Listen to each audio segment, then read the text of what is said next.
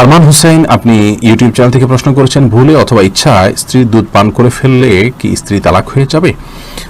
দেখুন, ভুলে বা ইচ্ছাকৃতভাবে যদি কোনো স্বামী তার স্ত্রীর দুধ পান করে ফেলে, তাহলে তার কারণে তাদের বৈবাহিক সম্পর্ক নষ্ট হবে না। এটি বিশুদ্ধতর মত এবং এটি জমহুর উলামা ইকরামের মত। কেউ কেউ এর ব্যতিক্রম বলেছেন, কিন্তু সেটি আসলে গ্রহণযোগ্য নয়।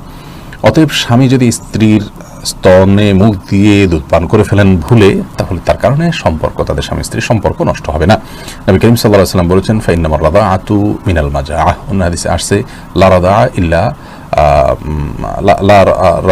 লা রাদাআ ইল্লা ফি সানাতাইন আও কামা ক্বালা আলাইহিস সালাতু ওয়াস সালাম। 2 বছরের বাইরে গেলে যদি দুধ পান করানো হয়, সে দুধ পান করানোর ভিত্তিতে হারাম হওয়ার সম্পর্ক সাব্যস্ত হবে না। এবং এ বিষয়ে দুরুল মুখতারের মধ্যেও স্পষ্ট ফতোয়া রয়েছে। এবং প্রয়োজন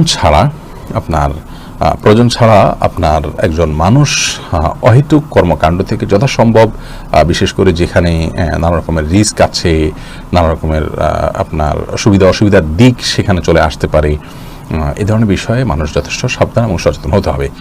স্ত্রীর দুধ যদি অনিচ্ছাকৃতভাবে কারোর মুখে চলে যায় এবং সে পান করে ফেলে, তাহলে সেটা মানে ইচ্ছাকৃত যদি কেউ করে, তাহলে সেটা নাজায়েজ হবে, গুনাহের কথা হবে। যদিও কোনো জায়েজ বলেছেন, কিন্তু নাজায়েজ এবং গুনাহ হবে এই মতটি